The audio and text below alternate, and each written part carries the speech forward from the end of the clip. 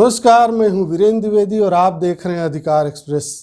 Kanpur police हत्याकांड में अवैध अत्याधुनिक शस्त्रों यानी हथियारों के इस्तेमाल ने एक बार फिर उत्तर प्रदेश में अवैध हथियारों के कारोबार को उजागर कर दिया है। यहां पर पुलिस की नाक के नीचे हथियारों का व्यापार और हथियारों का निर्माण हो रहा है और धड़ल्ले से हत्याएं हो रही हैं, लेकिन पुलिस हमेशा की तरह इन्हें संरक्षण देकर इन पर पर्दा डालने में जुटी रहती है। इसी का परिणाम है कि इस बार जनसाधारण को नहीं, पुलिस को गोली का शिकार होना पड़ा है।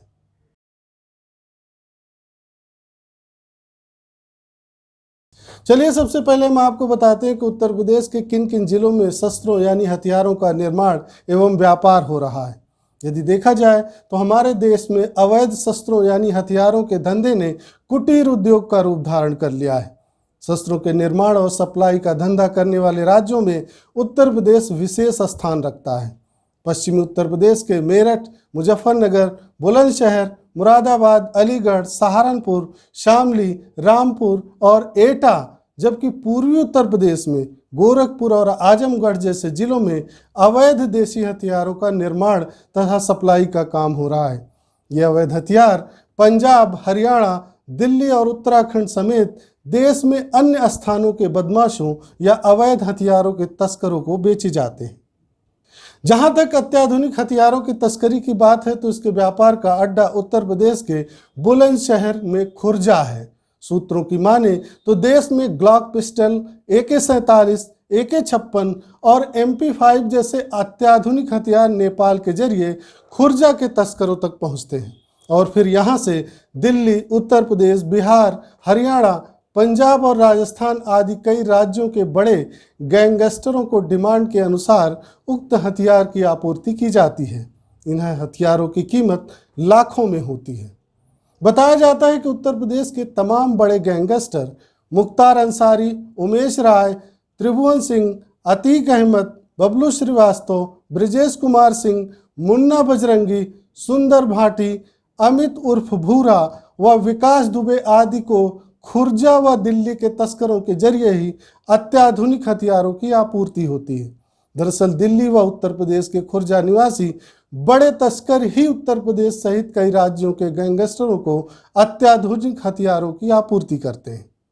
दिल्ली व बिहार सहित आसपास के राज्यों के गैंगस्टर भी दिल्ली व खुर्जा के तस्करों के जरिए ही हथियार खरीदते हैं। इन तस्करों से सीधा संपर्क कर कोई भी बड़े हथियार नहीं खरीद सकता है। इन तस्करों द्वारा उन्हें ही हथियार मुहैया कराए जाते हैं जो चेन के जरिए उनसे संपर्क करते हैं।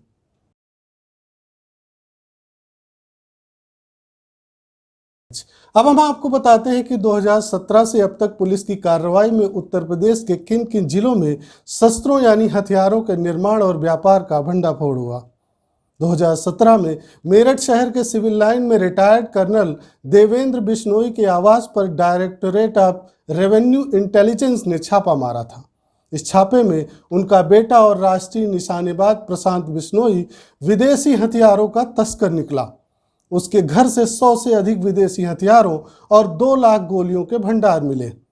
फरवरी 2020 में बागपत में स्वाट टीम व कोतवाली पुलिस ने बड़ा गांव चौकी पर चेकिंग के दौरान 2 तस्करों को 6 पिस्टल, 6 तमंचे, 315 बोर के 15 कारतूस व 15 मैगजीन के साथ पकड़ा। 2019 में बिजनौर के मदरसा दारुल कुरआन हमीदिया में पुलिस ने छापा मारा। पुलिस को मदरसे से 5 देसी तमंचे, 1 32 बोर की पिस्टल और कुछ जिंदा कारतूस मिले। फरवरी 2020 को मुजफ्फरनगर में पुलिस ने हथियार सप्लाई करने के लिए घर में चल रहे अवैध कारखाने का भंडाफोड़ किया और वहां से आरोपित मकान मालिक व एवं कमर पुत्र अखलाक को गिरफ्तार कर 2 पिस्टल सहित भारी मात्रा में तमंचे आदि बरामद किए। इससे पहले बुलंदशहर में पुलिस ने बुलंदशहर में नियमित चेकिंग के दौरान 405 अवैध हथियार, 739 कारतूस, 2 करोड़ रुपए की शराब और 1.5 करोड़ रुपए के नगद जब्त किए थे। 2019 में हरदोई में STF ने अवैध हथियारों की तस्करी करने वाले गिरोह के सरगना सौरभ यादव समेत 4 लोगों को गिरफ्तार किया। इनके पास से 23 पिस्टल और करीब 23 कारतूस बरामद हुई थी। 2019 में यूपी के आजमगढ़ जिले में गोकसी की सूचना मिलने पर शहर कोतवाली क्षेत्र के एक गांव में छापा मारने गई एओजी टीम को एक बड़ी हथियार फैक्ट्री पकड़ी। इस कार्रवाई के दौरान पुलिस ने गोवध करते रंगे हाथ मुख्य अभियुक्त महबूब आलम सहित 12 लोगों को गिरफ्तार किया। इस फैक्ट्री में कट्टा, रिवॉल्वर, पिस्टल, चापड़ सहित कार्बाइन और रॉकेट लॉन्चर बनाने के सामान भी बरामद हुए। जून 2020 को बस्ती में पुलिस की स्वाट टीम ने छापा मारकर एक अवैध हथियार फैक्ट्री का भंडाफोड़ किया। टीम ने यहां से 4 कट्टा तथा 9 कारतूस व शस्त्र बनाने का उपकरण जब्त किया और मुख्य आरोपी सुभाष लोहार के साथ ही 6 अन्य आरोपियों को गिरफ्तार किया।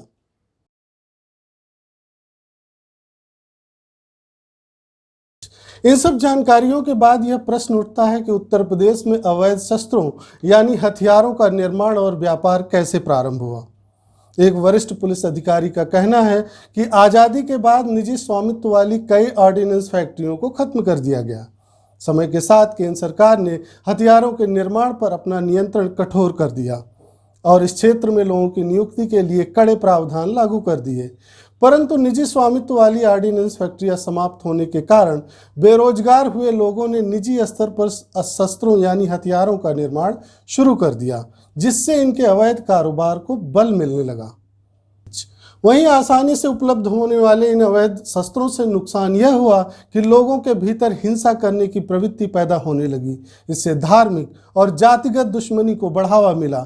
हर प्रदेश में तमाम चोर, डकैत और राजनीतिक बाहुबली पैदा हो गए और आए दिन कहीं न कहीं हत्याएं होने लगी। इनके आतंक और हिंसा के माहौल ने पारस्परिक सहअस्तित्व की भावना को नुकसान पहुंचाया, जो नागरिक समाज की मूल ताकत है। अब सबसे बड़ा प्रश्न यह है कि यदि सरकार ने शस्त्रों के निर्माण का नियंत्रण अपने हाथों में ले लिया और कड़े नियम लागू कर दिए, तो इसका मतलब यह नहीं है कि लोग गैर कानूनी तरीके से शस्त्रों का निर्माण और व्यापार करने लगे और देश में हिंसा को बढ़ावा दें। इनके कारनामों से पता चलता है कि ऐसे लोग कानून के राज में विश्वास नहीं करते हैं। इसलिए ऐसे शस्त्र माफियाओं के विरुद्ध पुलिस को कठोर कार्रवाई करनी चाहिए और इनकी फैक्ट्रियों और रैकेट को पूरी तरह से नष्ट कर देना चाहिए। नहीं तो जनता यह समझेगी कि पुलिस अपने संरक्षण में देश की लोकतांत्रिक व्यवस्था को शस्त्रों यानी हथियारों के माध्यम से खत्म करने की साजिश रच रही है।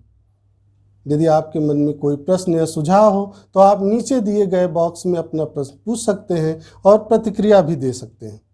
आज बस इतना ही। धन्यवाद।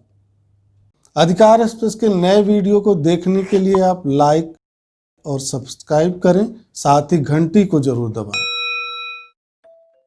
और लोक सेवा अधिकारों की स्वतंत्र पत्रकारिता के लिए हमारी मदद करें।